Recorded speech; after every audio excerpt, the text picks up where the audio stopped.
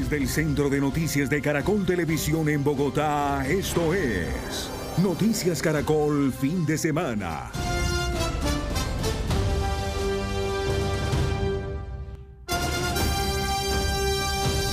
Buenas noches, bienvenidos a la emisión central de Noticias Caracol Primero la Gente.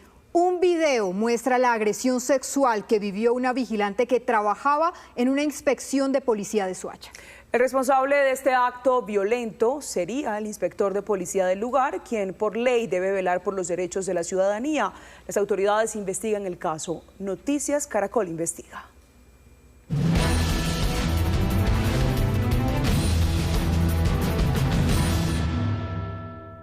Dalinselena Monsalve tiene 23 años, es guardia de seguridad y tiene mucho miedo. Aunque sabe que es víctima de acoso y violencia sexual, que tiene las pruebas para respaldar sus denuncias y que hay más mujeres que también fueron agredidas por el mismo individuo, dispuestas a corroborar su testimonio, también sabe que, como dice el dicho popular, estamos en Cundinamarca y no en Dinamarca. La esperanza de justicia en Colombia en este tipo de casos es bastante pobre. Como hablábamos todas y decíamos, si lo hace con nosotras, que podemos medio defendernos, imagínese con un niño. Eso les poníamos nosotros al fiscal, porque nos faltaba que de verdad nos abusara sexualmente. Volvamos al preciso instante donde un video se convirtió en evidencia judicial. Es martes 3 de junio de 2025, son las 5 de la tarde. Todos los funcionarios de la Inspección Sexta de Policía de Soacha ya se fueron, salvo dos, el inspector José Arturo Figueredo y ella, la vigilante del lugar. Dalinselena lleva meses sufriendo todo tipo de acosos por parte de Figueredo, pero necesita una prueba para denunciarlo, así que pone a grabar su celular y sigue llenando la minuta. Está segura de que ya viene por ella, es su rutina. Pronto aparece en escena el inspector. Hace un sonido que le hiela el corazón a Dalinselena porque lo ha escuchado muchas veces ya en las últimas semanas. Es la antesala del horror que viene. No.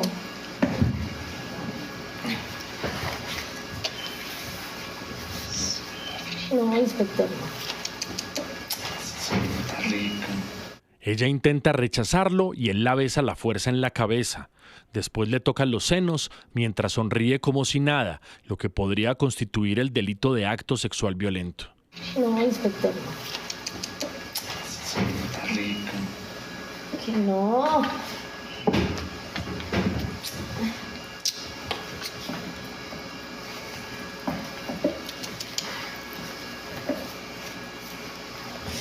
Ya. Parece un juego para el inspector Figueredo. Ella se defiende como puede y de todas las formas le dice que no, que pare. Que no. ¿No qué? ¿No qué? Que no. El inspector sube el calibre de sus palabras. La va a robar. ¿No? No. Sí, debe ser rica. Que no. Ya. Una caricia. No. Ahí, así de una. Que no. ¿Por qué? No, señor. Respéteme. Que no.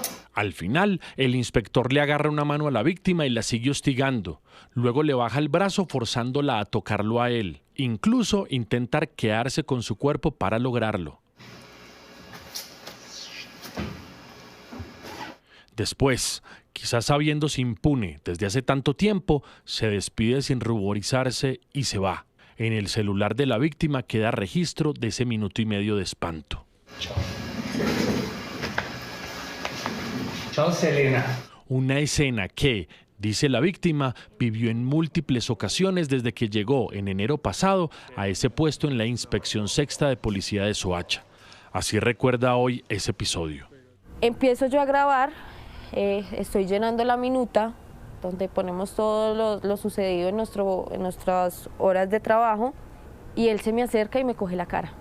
Y me dice, qué rico, así me gusta, sola. Me la imagino desnuda. Usted tendrá que estar en mi cama. Mamacita. Me empieza a coger los senos. Me empieza a coger la cara. Me coge las manos. para que yo le coja su miembro inferior. Me dice, vea, esto es suyo. Esto va a ser suyo. En todo el video ese señor tiene una risa pervertida de que me gusta lo que le estoy haciendo.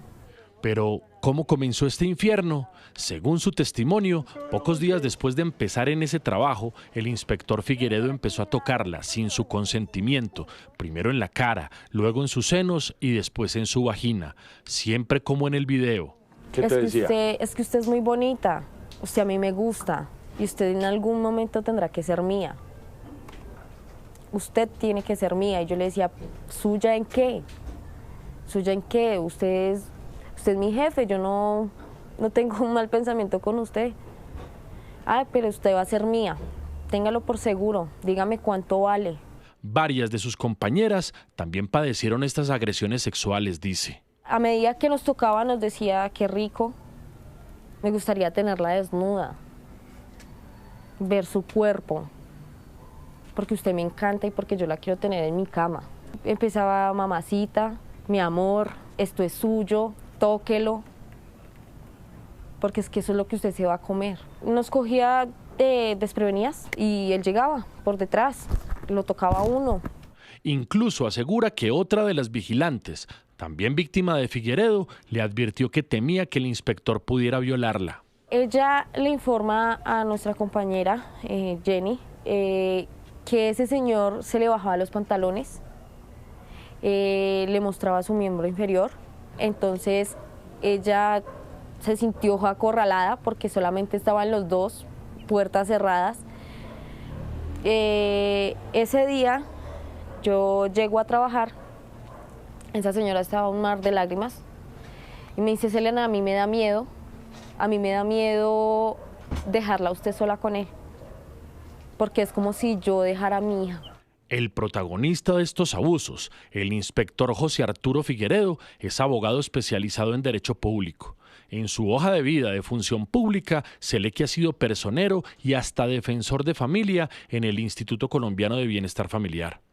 Desde 2021 ejerce su autoridad como inspector en Soacha, que depende de la alcaldía.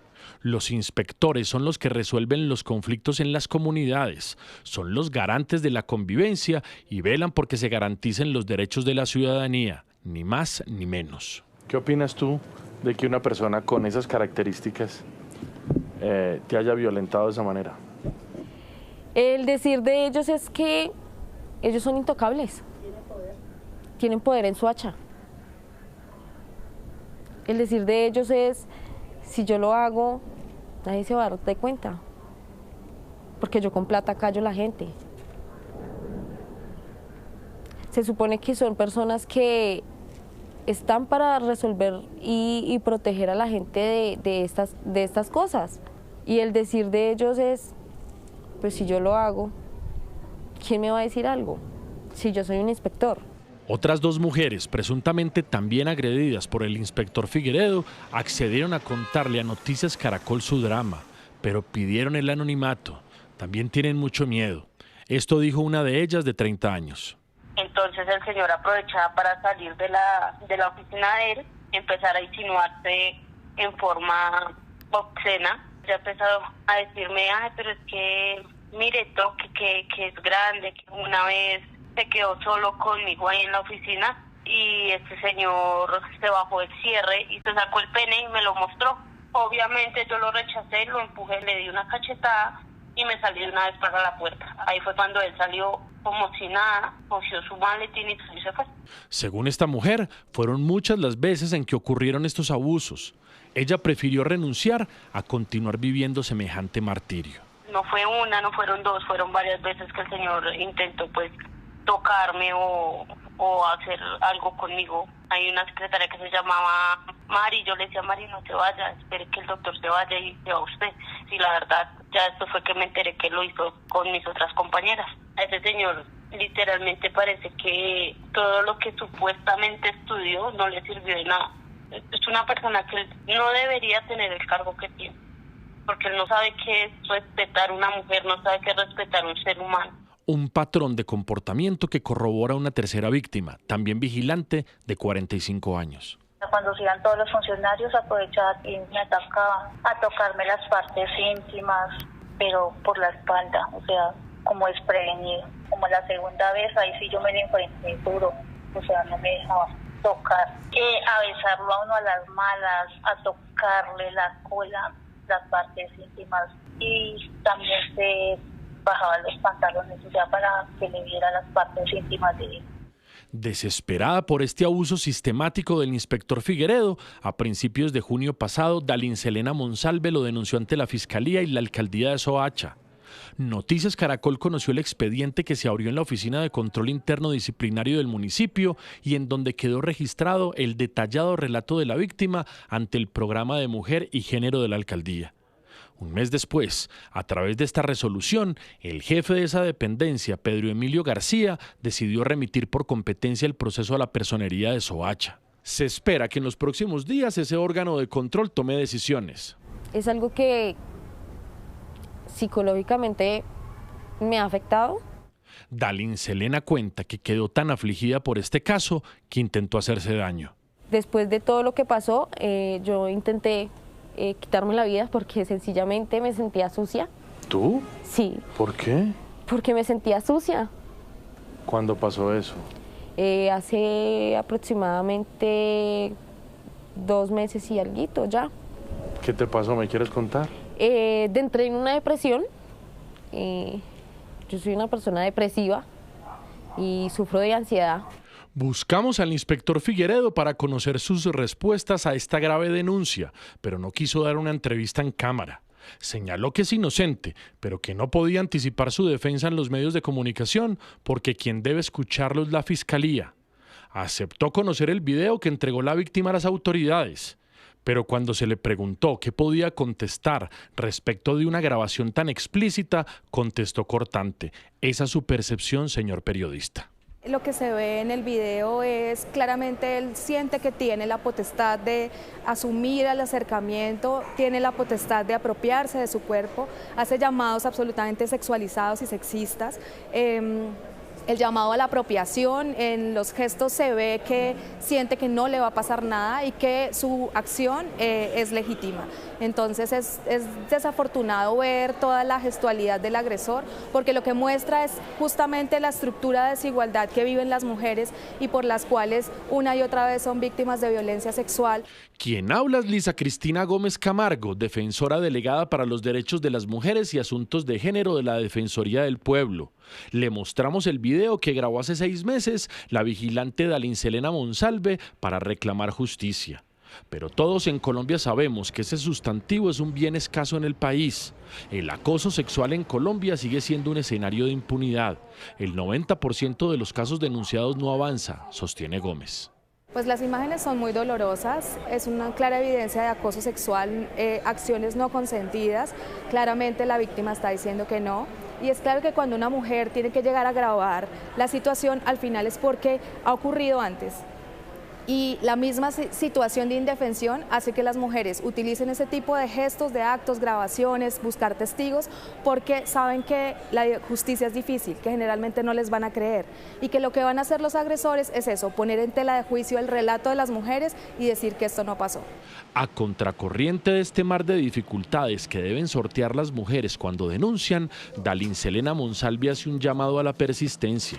¿Qué le quisieras decir a las mujeres hoy, a todas las otras mujeres aquí en Colombia, que puedan estar viviendo situaciones similares? Que denuncien, que no se queden calladas, porque sencillamente hoy podemos ser nosotras, mañana puede ser un hijo de nosotras, que esto no puede ser así, que esto no puede quedar impune. A pesar del temor y de la sensación de indefensión que la acecha a diario, Dalinselena insiste en que la única forma de encarar a estos agresores sexuales es denunciándolos. Solo espera que la justicia no le falle, como a tantas otras mujeres en Colombia. Hoy, de su denuncia ante la Fiscalía, nada se sabe. Eso es un acosador sexual. Hagan algo. Y eso que tiene desde junio el video que hoy les presentamos, que es más que elocuente. Juan David Verde, Noticias Caracol. Indignante. Y es que en Colombia las denuncias por acoso sexual a mujeres van en aumento. La calle, el transporte público y el entorno laboral son los escenarios más frecuentes. Y lo peor, Catalina y televidentes, las víctimas sienten constantemente el peso del abandono judicial, pues la mayoría de los casos terminan o prescribiendo o carecen de pruebas y quedan en la impunidad. El por qué se los contamos en el siguiente informe. Estas 3 mujeres tienen algo en común. Aunque no se conocen entre sí, todas aseguran haber sido víctimas de acoso sexual en escenarios distintos: la calle, el transporte público, el entorno laboral y hasta en su vida política.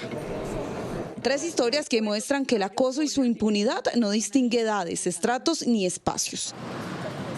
La primera mujer nos cuenta que su caso no solo terminó en acoso, sino en amenazas, señalamientos y estigmatización tras denunciar a su agresor, quien según ella la habría acosado mientras hablaban de una oportunidad laboral en entornos políticos. Durante todo este año pues sé que la Fiscalía ha estado como en la etapa de indagación, buscando como el material probatorio, citando a los testigos, citando al presunto victimario, citándome a mí. Pero a la fecha todavía no tenemos respuesta, no ha avanzado nada, y eso que fue un tema mediático. Es decir, fue un tema donde tuve que exponerme, tuve que exponer mi familia, tuve que exponer a mi hija. La segunda mujer habría sido acosada en Transmilenio. Estaba sola en la estación cuando 3 hombres en estado de embriaguez la intimidaron. Empiezan, como yo estaba ahí sola, a morbosearme, empiezan a decirme palabras obscenas, recuerdo que eran muy obscenos, incluso en el video que yo logro captar, porque igual me daba mucho susto de pronto que me fueran a robar o algo, se ve que uno de ellos empieza a orinar por las rejillas del Transmilenio. Sacó uno de ellos, de hecho, digamos un miembro, y me empezaba como a insinuar que fuera, que lo viera, y pues yo obviamente me sentí muy intimidada, me sentía perdida, muy asustada. La tercera mujer fue acosada en plena vía pública mientras montaba en bicicleta. Vean cómo el agresor la siguió por varias cuadras antes de tocarla. Son 3 veces que no puedo montar porque un hijo en una moto me coge la nalga y me toca. Ella, desesperada, grabó este video que se hizo viral rápidamente y que dejó en las redes sociales plasmado el drama de cientos de mujeres en las calles. Se ve desde 2 cuadras antes como el tipo me mira, me persigue, piensa, o sea, él tuvo todo el tiempo del mundo de pensar, y cuando él vio que yo empecé a coger una loma, que es uno pues baja muchísimo la velocidad, ahí se me hace a la derecha. Yo incluso inicialmente pensé que me iba a robar, porque bajó demasiado la velocidad y lo que hizo fue pegarme una palmada en la nalga. Tati, esto se siente humillante, se siente frustrante, se siente un acoso sexual, porque el cuerpo es mío y nadie en la calle tiene por qué tocarlo. Lo más difícil, dice, es lo normalizado que está este tipo de violencia, incluso entre las mismas mujeres. Al tipo lo llaman, primero a la novia, que era la dueña pues de las placas de la moto, y llamaron a la chica, le dijeron, ¿usted está enterada de lo que pasó? Y ella dijo, ah, sí. ¿Y qué? No, nada, yo no era la que tenía la moto, era mi novia, pues llámenlo. O sea, lo que pasa, Tati, es que es muy normal, es una situación que se normaliza demasiado. Hasta por caminando. las mujeres. ¡Ah! Si tú ves los comentarios en el video de TikTok, muchos son de mujeres diciendo, no salgas a la calle, exagerada, no te vistas así. Otras ni siquiera denuncian, y sí, por desconfianza en la justicia. Eso le pasó a María Fernanda. O sea, yo lo que pensé fue como, aquí no hay nada que hacer. Si en ese momento tampoco había un policía en el momento en el que yo le pudiese alzar la mano, no tenía tampoco las caras claras de las personas. Entonces, más allá de la primera razón que te contaba, que de pronto lo minimicé en su momento, y uno piensa que no va a pasar nada, que eso se va a quedar en papeles, que no hay suficientes pruebas, que no va a ser legítima de pronto la denuncia que uno puede llegar a hacer. Pero las secuelas psicológicas que quedan para quienes se atreven a denunciar también son graves. Realmente a mí me atacaron desde todos los lados, entonces yo salí a la calle, era juzgada, recibí amenazas en donde indicaban que podían violarme a mí o a mi hija para que dejara de denunciar o para que denunciara por algo más bien. Según cifras de la Fiscalía, en 2 años se han abierto 4.449 procesos por acoso sexual contra mujeres. Solo en 2025 se registraron 2.426 casos, un aumento de casi el 20% frente al 2024. Aún así, la mayoría sigue sin avanzar. Más del 90% de esos casos están en mera etapa de indagación. Eso quiere decir, están en el principio del proceso. Y esa impunidad pasa por esos obstáculos que ya dijimos, de la relación de poder, de la insistencia. Junto con la organización Cisma Mujeres y la Policía Nacional analizamos detenidamente las razones para tal impunidad. Este delito tiene penas que oscilan entre 1 y 3 años de prisión, pero si este delito es agravado, genera una acción penal de 2 a 5 años de prisión. Existe un tiempo para investigar, ¿no? Existe un tiempo para denunciar, para investigar, y en tanto la pena también sea menor, algo que también va a suceder es que va a acabarse más rápido ese tiempo para investigar. Para expertas, uno de los principales problemas es que la ley exige probar que existía una relación de poder entre el agresor y la víctima, lo que en la calle es prácticamente imposible de demostrar. El delito de acoso sexual está centrado específicamente en una relación de poder. Es decir, lo que dice es que quien acosa debe tener un papel de poder sobre la mujer y ese debe ser, o sobre la persona que se acosa, y ese debe ser demostrable. Uno en la calle, si es en el Transmilenio, pues yo no puedo decir el que me está acosando y yo tenemos una relación de poder. Es muy complejo de entenderlo y sobre todo de que la sociedad, no solamente la comunidad de a pie, sino justamente quienes son fundamentales en este proceso, que son los operadores jurídicos y las operadoras jurídicas, puedan observar y, digamos, dilucidar dónde está esa relación de poder cuando se trata de un acoso en la calle. Y aunque esta violencia se puede presentar en cualquier espacio, el transporte público y la calle siguen siendo los lugares más frecuentes, donde el 73% tiene como víctima mujeres. ¿En qué punto se han identificado? 7 de cada 10 mujeres han sentido acoso sexual en su vida y lo han sentido en el espacio o en el transporte público. Y cuando la relación de poder está demostrada, nace otra traba, la justificación del acoso sexual. ¿Qué hay que decir frente al es que ella quería, es que ella accedió, es que ella también me coqueteó? Porque yo no dije tácitamente no, entonces yo quería, ¿sí? Pero es muy difícil en una relación de poder. Mientras los políticos y autoridades nacionales deben ponerle la lupa al acoso sexual como delito en el Código Penal, las autoridades locales trabajan en rutas para atender cada vez más rápido a las víctimas de acoso. Si está la mujer en un inminente riesgo, hay que llamar al 123. Ahí tenemos la agencia mujer, también tenemos una móvil que las atiende en emergencias. La línea púrpura es una línea de escucha, pueden llamar, me pasó esto en tal punto de la ciudad, y nosotras de ahí hacemos una atención y derivamos a otros equipos que hacen un mayor acompañamiento. Aún así, estas 3 historias, en 3 entornos diferentes, muestran un mismo miedo y una misma impunidad. Mientras la mayoría de casos siga quedándose en el papel, miles de mujeres seguirán caminando con la duda de si su SOS algún día será escuchado. Exclusivo, Noticias Caracol. Mucha atención, Noticias Caracol presenta nuevas revelaciones de los computadores incautados a alias Calarcá y sus hombres. Mientras negocian la paz, esas estructuras reclutan niños, asesinan firmantes de paz y fortalecen su poder militar en Colombia. Esto es Exclusivo, Noticias Caracol. Nuevas revelaciones de los computadores de Calarcá dejan al descubierto que mientras el Estado redujo la persecución a las disidencias que él comanda, ese grupo guerrillero aprovechó la paz total para fortalecerse y cometer toda clase de crímenes, incluyendo asesinato de líderes, reclutamiento de niños y masacres.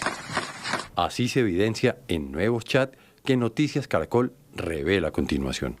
El 6 de enero de 2024, cuando las disidencias de Calarcá estaban en pleno cese al fuego con el gobierno, Calarcá le dio la orden a uno de sus hombres de asesinar a sangre fría a un excombatiente de las FARC, firmante del acuerdo de paz, al parecer porque estaba hablando mal de él.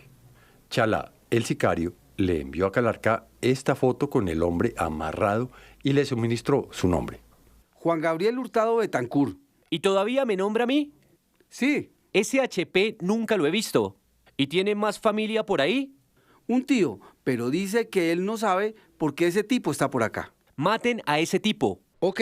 ¿No tiene mujer ni hijos ahí en la casa? Mujer sí, pero hijos no.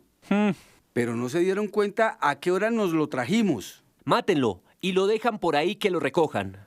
En los computadores fueron halladas las fotografías de Juan Gabriel Hurtado mientras estuvo con vida y la imagen de su posterior asesinato, la cual nos abstenemos de publicar. Tras el hallazgo del cuerpo, la Asociación de Firmantes del Acuerdo de Paz emitió este comunicado describiendo el secuestro, asesinato y rechazando el crimen. En Colombia se asesina a los firmantes de paz como animales y nadie responde por este genocidio. El gobierno nacional se hace el de la vista gorda. Desconocemos quiénes fueron los autores, pero realmente muy preocupado estoy porque la situación que se viene presentando con los firmantes del acuerdo de paz a nivel nacional, donde llevamos 482 asesinatos, un secuestrado y 54 desaparecidos. Es una situación muy complicada para nosotros como firmantes del acuerdo de paz. Kyle Johnson, director de investigaciones de la Fundación CORE, coincide en que hay una incoherencia entre lo que pasa en la mesa con el gobierno y la realidad en los territorios. Que el MBF haya asesinado civiles y excombatientes durante su proceso de negociación es grave de por sí. Y es grave por distintas razones. La primera es que es una violación del DIH. Con o sin proceso de paz es una violación del DIH y los derechos humanos. Los avances que pueden ocurrir en la mesa no se ven muy reflejados en las dinámicas territoriales. Y eso hace que muchas comunidades que siguen sufriendo la violencia de estos actores armados, el MBF incluido, se cuestionan la mesa y se preguntan qué paz se está negociando. Pero no se trata solo de firmantes del Acuerdo de Paz del 2016. En los dispositivos aparecen decenas de fotografías de víctimas que se ven secuestradas, amarradas o golpeadas, y posteriormente sus cuerpos se ven acribillados, en algunos casos con tiros de gracia. Mientras esto ocurría, Calarcá consiguió el levantamiento de sus órdenes de captura luego de su nombramiento por parte del gobierno como miembro representante o negociador. Tan solo una semana después de conseguir este estatus, la caravana en la que se movilizaba Calarcá con sus hombres fue detenida con armas, dinero y un menor de edad reclutado. Por orden de la fiscal general, varios jefes guerrilleros fueron dejados en libertad, entre ellos alias Calarcá. Episodio que generó muchos interrogantes de diferentes sectores, incluyendo la defensora del pueblo, Iris Marín. Hay evidencia que muestran, por lo menos el hecho de Antioquia de julio del 2024, pone de presente que la suspensión de órdenes de captura no necesariamente se están utilizando por parte del grupo únicamente para acudir al proceso y adelantar las conversaciones, sino que en ese hecho, en la caravana había personas que no tenían suspensión de órdenes de captura e iban, pues, digamos, amparadas y escoltadas por la ONP, había armas, había dineros y había un menor de edad. Entonces la duda allí es cómo se evaluó esta situación por parte del gobierno, qué medidas y protocolos se tomaron para evitar estos abusos y pues por lo menos a la Defensoría del Pueblo esto no le ha quedado claro. Aprovechando esa figura, el jefe de las disidencias continuó cometiendo graves crímenes, como el reclutamiento de niños. Uno de esos ejemplos está plasmado en esta conversación, en la que un lugarteniente suyo, conocido con el alias de El Mueco, le entregó el reporte de 2 personas reclutadas, entre ellas una niña de tan solo 14 años de edad. Mi viejo, la muchacha de nombre Yureli, jurisdicción de la Uribe, Meta, nombre de la mamá, padre, hermanos 5 hombres, 2 mujeres, familia en el ejército, no, familia en la guerrilla, no, grado de estudio 8º, enfermedades ninguna, hijos no, edad 14 años, ingresa como guerrillera. El muchacho Joyner, edad 28 años, buen tomador de trago, no presenta dificultades de salud, ingresa como guerrillero. Buen día. Listo, muy bien. Envíemelos a donde Taylor. La defensora del pueblo explicó que desde el año 2023 las disidencias de Calarcá se comprometieron a no reclutar menores. Sin embargo, esa entidad tiene evidencias de que esa práctica continuó. Tenemos evidencia de que las disidencias de la línea de Calarcá-Córdoba continuaron reclutando y la Defensoría del Pueblo ha constatado además casos específicos y muy graves que comprometerían la responsabilidad de estas disidencias. Además, este hecho, digamos, está prohibido por el DIH, pero además es, digamos, una prueba o es una práctica que evidencia el fortalecimiento de estas estructuras. Los archivos de las disidencias dejan claro que mientras negocian con el gobierno, esos grupos guerrilleros han aumentado su capacidad militar, garantizando su expansión criminal. En varias conversaciones entre Calarcá y Richard Catatumbo se refieren a los arsenales que están comprando y movilizando a diferentes partes del país. Esta es una de las conversaciones entre Richard Catatumbo y uno de los proveedores de armas. Allí están hablando de la compra de 14 Dragunov, un sofisticado rifle. También la compra de 50 granadas para fusil y 3 fusiles Tabor, como estos.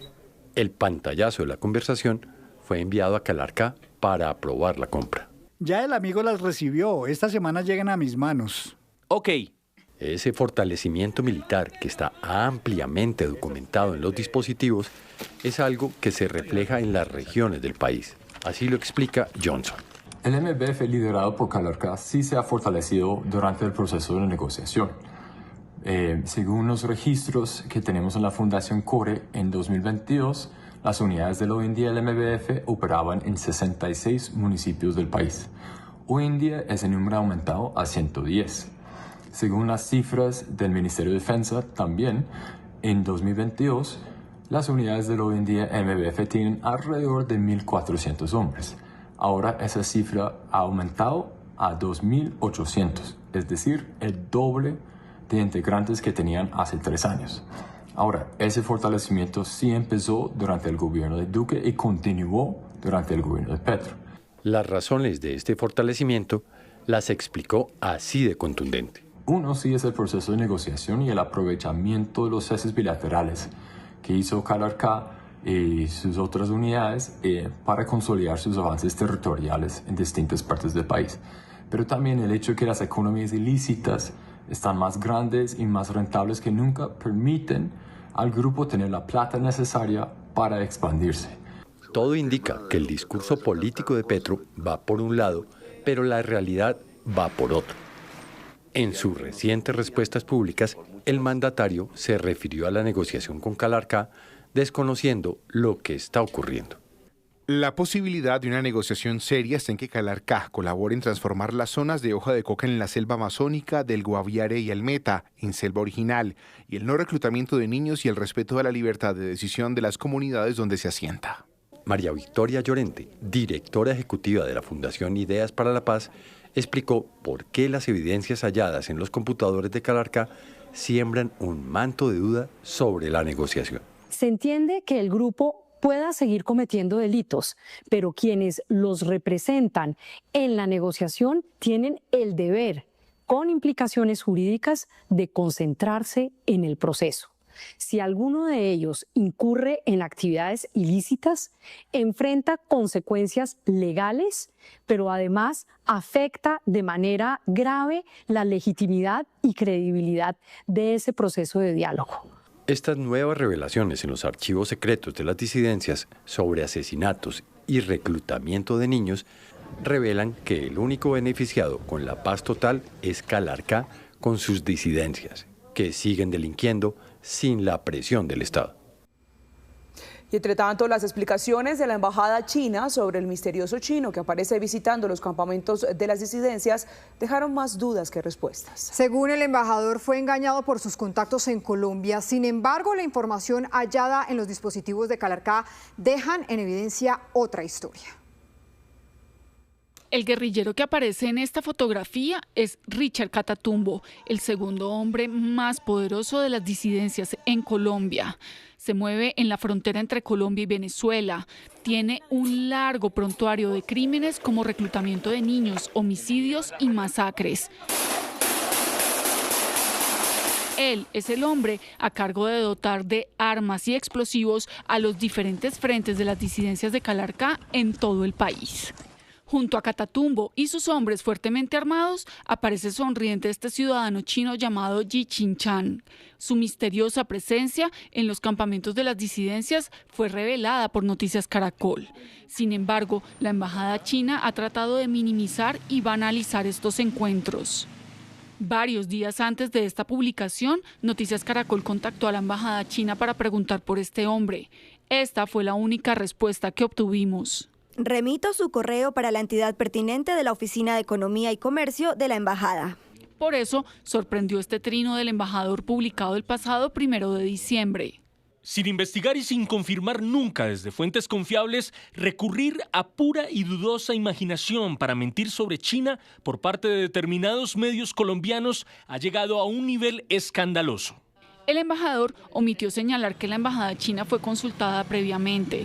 También desconoció que la información publicada por Noticias Caracol provino de dispositivos electrónicos legalmente incautados a las disidencias por la Fiscalía General, entidad que en Colombia es la principal autoridad en investigación judicial y que ha reconocido la autenticidad de la información. 2 días antes a ese trino, el embajador dio una rueda de prensa con su versión sobre la presencia de este ciudadano chino en zonas controladas por la guerrilla. Resulta que dicho ciudadano chino viajó a Colombia y a algunos otros países latinoamericanos en 2024 en representación de una empresa minera china legítima en búsqueda de oportunidades de invertir en negocios de mina, de oro y aceite de palma. Debido a sus limitaciones lingüísticas, pidió ayuda de algunos amigos colombianos. No tenemos los datos y nombres. Quienes lo llevaron a visitar una zona minera y le presentaron a unos líderes locales. Le hicieron tomar fotos con ellos. Discutió negocios de mina de oro con ellos y pensaba que tal vez llevaban armas para protegerse. A pesar de la explicación del embajador, no se entiende cómo el supuesto engaño al ciudadano chino se prolongó durante semanas en las que estuvo visitando campamentos guerrilleros en 4 regiones de las más convulsionadas del país, como está documentado en los computadores de Calarcá. El embajador también dijo que el chino viajó en el 2024, pero no mencionó que lleva más de una década visitando Colombia. Así lo explicó Marta Plata, quien aparece en esta fotografía, la cual fue intercambiada entre los jefes de las disidencias después de que le robaron una USB al chino en sus visitas a los campamentos. Él me prestó una USB y yo le robé toda la información al chino. Mire. Plata confirmó que la foto fue tomada hace más de una década, cuando era la esposa del entonces embajador de Colombia en China. Consultada por Noticias Caracol, aseguró que conoció al ciudadano chino como un empresario que solicitaba trámites consulares y sabe que lleva años visitando el país. En las explicaciones, el embajador tampoco hizo ninguna referencia a estas conversaciones entre los jefes de las disidencias, en donde relacionan al ciudadano chino con morteros y maquinarias para la fabricación de armamento, conversaciones que están en poder de la Fiscalía. Tampoco a testimonios como estos de disidentes entrevistados por Noticias Caracol que señalan al chino de haber dado asesorías para la fabricación de armamento. O sea, ellos nos enseñaron a hacerlo, ellos nos enseñaron a echar las cosas. Aunque el embajador tilda de mentirosa la información, la realidad es que hay una investigación por las extrañas actividades del chino con la guerrilla.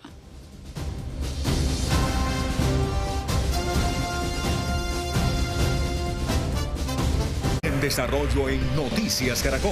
Un balance crítico dejó la noche de las velitas por cuenta de la cifra de quemados con pólvora en el país. Según las autoridades, más de 200 personas resultaron lesionadas por usar fuegos pirotécnicos. Esteban Bejarano, cuéntenos cuántas personas son las quemadas con pólvora.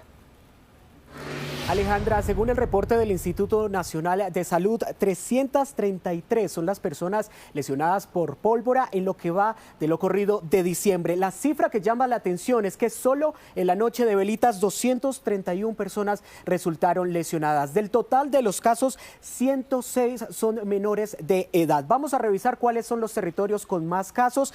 Inicia Antioquia con 50 casos, Cauca con 16, Bogotá con 24, que es una cifra que está preocupando a las autoridades, y Valle del Cauca con 18. En general, en otros territorios se reportan entre 3 y 4 personas quemadas con pólvora. Escuchemos cuál es el balance en la capital del país. El resultado no es bueno. Llevamos hasta la fecha 24 personas, una antes de velitas, 19 el día de las velitas y 4 el día de hoy. De estos, tristemente, 7 son niños, Uno de esos niños presentó quemaduras con personas que estaban ingiriendo licor. Muy triste y muy doloroso. 4 de esos niños menores de 5 años, o sea, personas que descuidaron sus niños. Entonces es un tema delicado. De estas 24 personas, 14 todavía permanecen hospitalizados en nuestros centros hospitalarios, en toda la ciudad. Una cifra muy triste y muy dolorosa. Y en Bogotá, según nos cuenta el secretario de Salud encargado, 3 personas fueron amputadas lamentablemente y hay 6 personas con daño ocular. En el reporte del Instituto Nacional de Salud también dieron a conocer que ya hay 2 casos de intoxicación por fósforo blanco. Se trata de 2 niños en Barranquilla. Esteban, gracias. Y Antioquia sigue siendo el departamento que más casos de quemados con pólvora reporta y precisamente un hecho ha causado gran indignación. En el municipio de Remedios, un grupo de jóvenes que jugaba con bengalas en plena vía pública puso en riesgo su vida y la de una familia. Este video de cámaras de seguridad te muestra el momento exacto cuando una bengala ingresa a un establecimiento comercial del municipio de Remedios en Antioquia, donde estaban 4 personas, entre ellas 2 niños que entran en pánico. Uno de los menores corre mientras el otro llora y se tapa los oídos. Lo peor del caso es que una mujer resultó herida. Venimos trabajando arduamente para evitar quemaduras por pólvora. Sin embargo, ya contamos con el caso de una mujer que fue quemada de manera accidental, miembro superior y miembro inferior. Ahora se han presentado las mal llamadas guerras de bengalas, lo cual puede resultar nefasto. Esta situación se originó por ese comportamiento irresponsable que sucedía fuera del negocio y donde se observa a 2 jóvenes disparándose bengalas. Una de ellas fue la que ingresó al establecimiento. La Secretaría de Gobierno viene articulada con la Secretaría de Salud para tomar medidas en contra de este tipo de juegos. Reiteramos que no existe una pólvora inofensiva y que su uso puede ocasionar daños, quemaduras, afectaciones auditivas, incendios, intoxicaciones y daños físicos e emocionales irreparables. Pero este no es el único suceso. En otro video se evidencia cómo las mujeres también están participando de esta guerra de bengalas. Se ríen desafiando hasta su propia vida. Las personas que sean encontradas serán sancionadas. Según las autoridades de ese municipio, cada fin de año lidian con este tipo de comportamientos. Aseguran que no es la primera vez que algunos habitantes ponen en riesgo su integridad y la de sus seres queridos.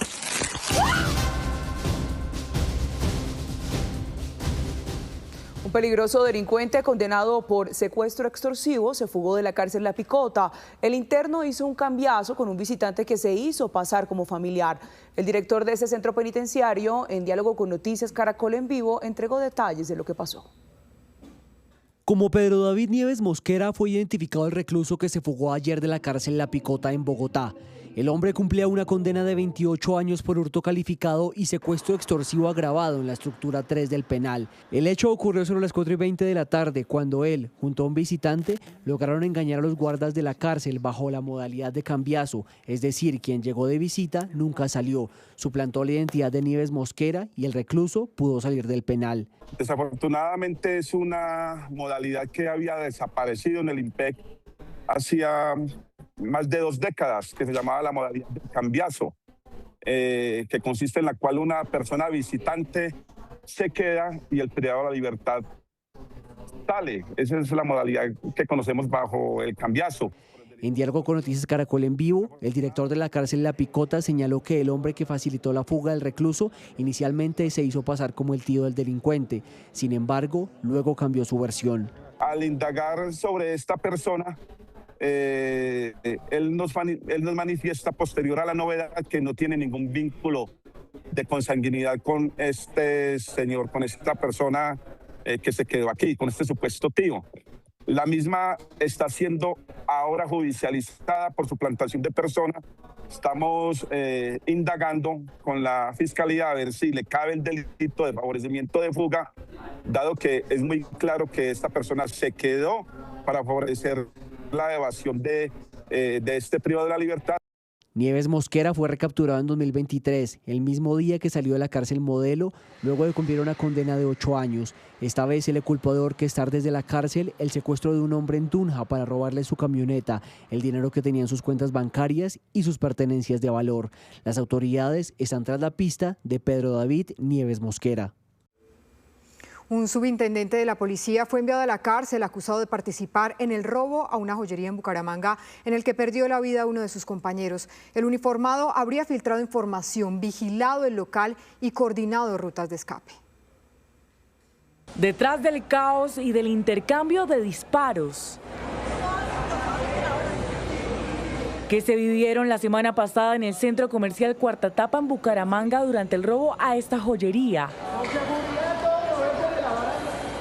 La Fiscalía reveló los detalles del plan con el que, según la investigación, se coordinó el asalto. El señalamiento apunta a este hombre, el subintendente Richard José Sierra, quien fue enviado a la cárcel por un juez de control de garantías por su posible participación en los hechos del 29 de noviembre. En el intento de robo murieron el intendente Freddy Leal, quien intervino en la situación, y el presunto cabecilla del grupo delincuencial. Su rol colaborador realizó labores de vigilancia e inteligencia en el centro comercial Cuarta Etapa desde finales del mes de octubre, es decir, determinó o estableció o a efectos de establecer qué establecimiento comercial podrían asaltar. Según la Fiscalía, el subintendente fue quien posibilitó que los integrantes de esta organización ejecutaran el robo. Les avisó en tiempo real cuándo entrar y cómo moverse dentro del centro comercial. Cada delincuente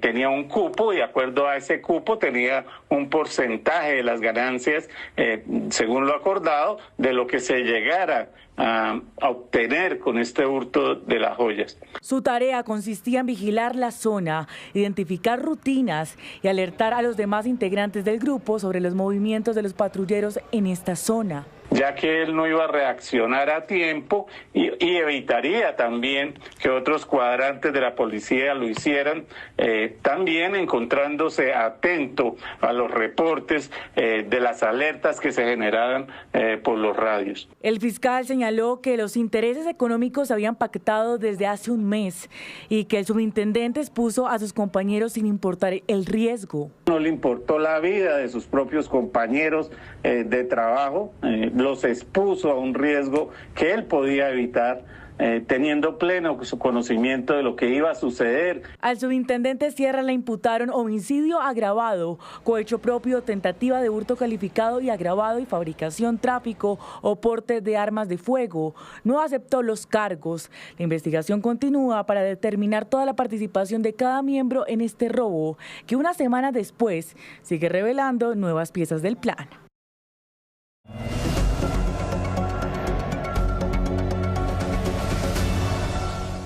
8:02 de la noche, momento de activar el radar de la política y comenzamos con una decisión muy importante que comunicó hace pocos minutos el precandidato Sergio Fajardo. A través de una carta dijo que no participará en la consulta interpartidista de marzo. Manifestó que en su recorrido por Colombia se ha encontrado con un país con profundas divisiones y con una polarización extrema que divide al país en dos bandos de enemigos y que aumenta la confrontación. Además dijo que considera que la consulta no es el camino y que hay otras formas de buscar la unidad, buscando voces sensatas y moderadas, lejos de radicalismos. Así las cosas, Fajardo llegará directamente a la primera vuelta. Escuchemos los argumentos que lo llevaron a tomar esta decisión.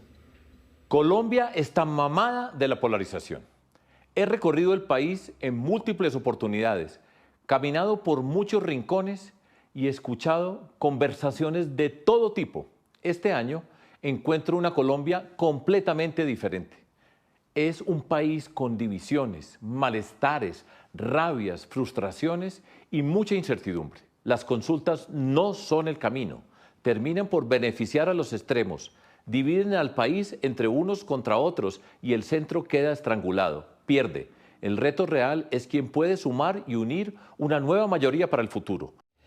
Y en otras noticias, hoy se venció el plazo para que los partidos y movimientos políticos se inscribieran ante la registraduría sus listas cerradas a Senado y Cámara. Es por eso que vamos a repasar quiénes encabezan las listas de los partidos mayoritarios. Empecemos por el pacto histórico. En la cabeza estará la exministra de Salud del gobierno Petro, Carolina Corcho, una férrea defensora de la reforma a la salud y ex candidata presidencial del pacto histórico. Sigamos con el Centro Democrático. La lista estará liderada por Andrés Forero, uno de los miembros fundadores del partido, es actual representante a la Cámara y una de las voces de la oposición más constantes en el Congreso de la República. Seguimos ahora con Cambio Radical, porque será Carlos Fernando Motoa quien encabece esta lista. Fue representante a la Cámara, actual senador y también voz de la oposición. Seguimos entonces con el Partido Liberal. Lidio García Turbay será el encargado de llevar las toldas liberales. Es un hombre con experiencia en el Congreso, fue representante a la Cámara y es el actual presidente del Senado. Seguimos con el Partido Conservador.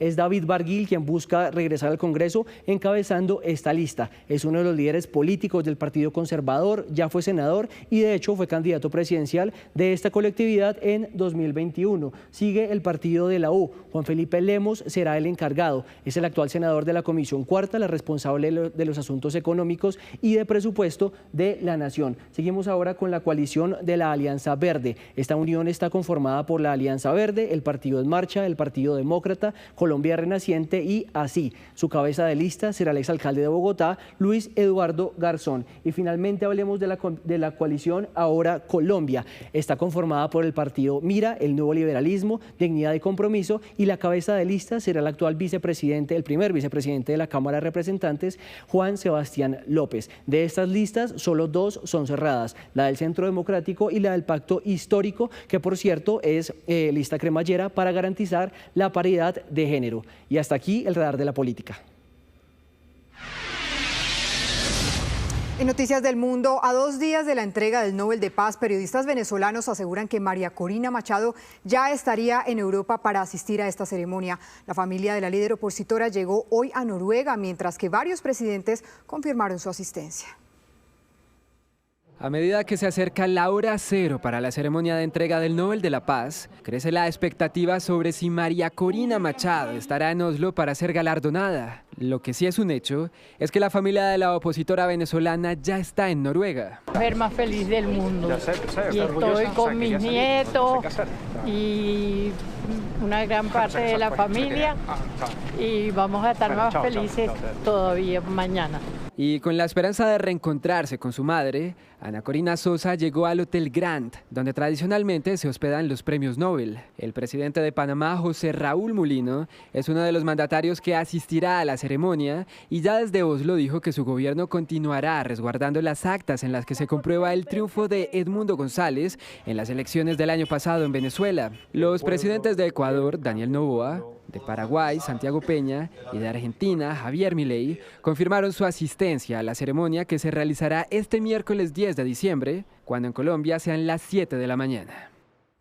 El secretario de Estado de Estados Unidos, Marco Rubio, afirmó que su país reconoce avances en el gobierno sirio tras un año de caer el régimen de Bashar al-Assad. El funcionario ratificó el respaldo de Washington para que la nación sea próspera y pacífica con los territorios vecinos. Por su parte, el presidente de Siria, Ahmed al-Sharaa, dijo que hoy la nación declaraba una ruptura total con su antecesor, quien permanece asilado en Rusia. Y en Japón fue levantada una alerta de tsunami emitida al registrarse un terremoto de magnitud 7.6 que azotó el norte de la isla este lunes. Unas 13.000 personas recibieron órdenes de evacuación. A través de redes sociales se pudieron ver las impresionantes imágenes del movimiento telúrico que no dejó víctimas ni mayores daños materiales pese a su magnitud. En otras noticias, vuelven a estallar los enfrentamientos entre Camboya y Tailandia, con un saldo de 5 muertos y varios heridos. Las hostilidades aumentaron pese a que a finales de octubre se ratificó un alto al fuego impulsado por el presidente de Estados Unidos, Donald Trump. Ambas partes mantienen una disputa territorial desde hace décadas y en julio esta dejó 43 muertos y más de 300.000 desplazados. Y a las 8 de la noche, 9 minutos, es momento de revisar los videos más virales que nos dejó el mundo esta semana. Empezamos en Rusia, donde más de 300 ciervos fueron rescatados por un grupo de pescadores en la región de Siberia.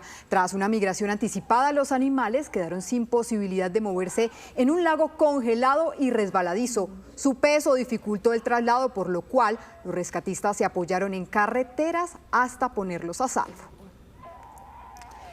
Y en Estados Unidos, una exposición de arte se roba la atención. Son perros robóticos con representación de las cabezas de multimillonarios de la tecnología, como el fundador de Meta, Mark Zuckerberg, y el dueño de X, Elon Musk.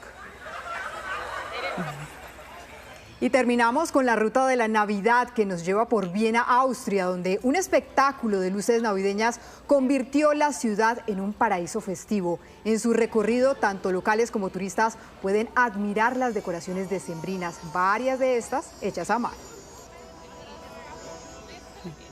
Entre tanto, Buenaventura, ya en Colombia, se viste de luces y colores. El alumbrado navideño llegó para iluminar la ciudad.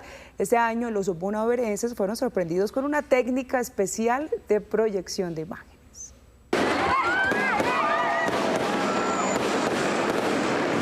Con este espectáculo de luces y juegos pirotécnicos, Buenaventura dio inicio al alumbrado navideño. Fue una noche en que las familias también se vieron sorprendidas con esta proyección conocida como videomapping en el Palacio Nacional, un hecho sin precedentes en nuestra ciudad. Bien, me ha gustado mucho, muy bonito. Invito a las familias de toda Buenaventura que vengan a ver el alumbrado, está súper bonito.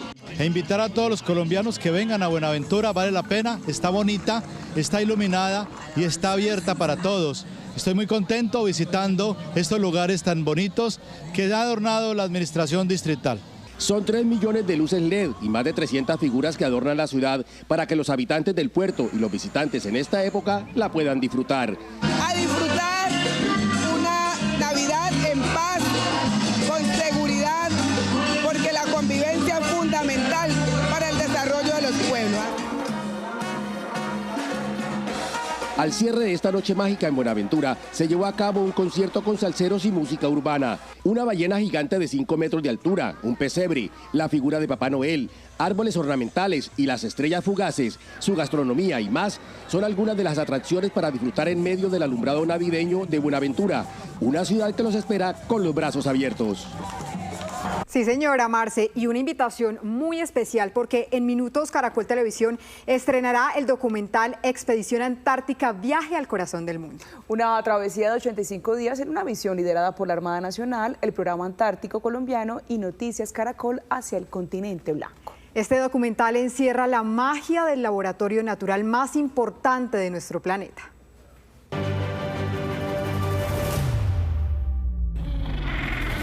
En una inmersión total a un paraíso blanco y casi sintiendo los 30 grados bajo cero del polo sur del globo, durante 60 minutos, Expedición Antártica, Viaje al Corazón del Mundo, nos acerca a uno de los parajes científicos más importantes de la humanidad. Una misión liderada por la Armada Nacional, el Programa Antártico Colombiano y Noticias Caracol.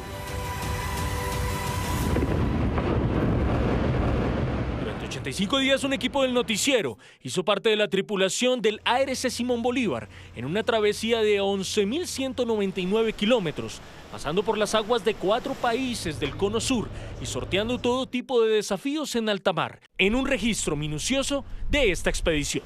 Nosotros teníamos poca señal de internet para poder comunicarnos. A lo largo de la navegación pasamos por uno de los estrechos o el estrecho de navegación más difícil del mundo, que fue el Paso Drake.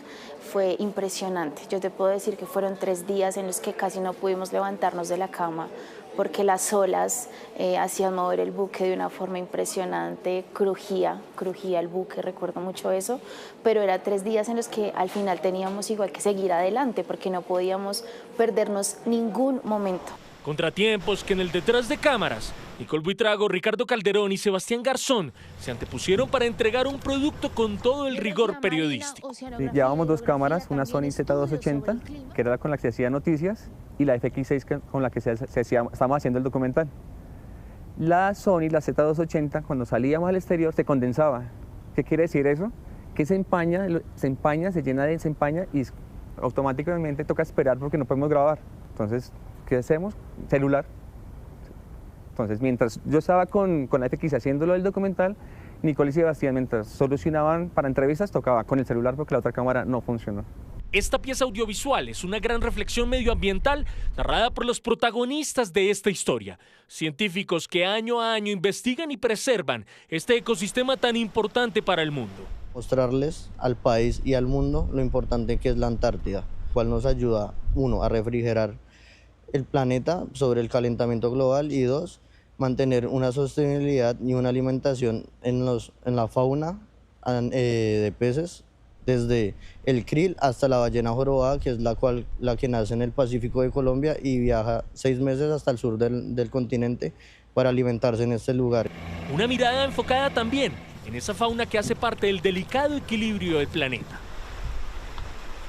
Un mensaje que recorre cientos de kilómetros y que tiene como gran propósito mostrar lo que Colombia hace en materia de investigación y así educar al público sobre lo vital que resulta este continente helado para todos. Cada paso que das puede afectar el medio ambiente, incluso acá en nuestro país me hizo retumbar completamente la mente sobre el propósito de mi periodismo estando allá. Por eso desde que llegamos quisimos transmitir ese mensaje, hay que cuidar el planeta.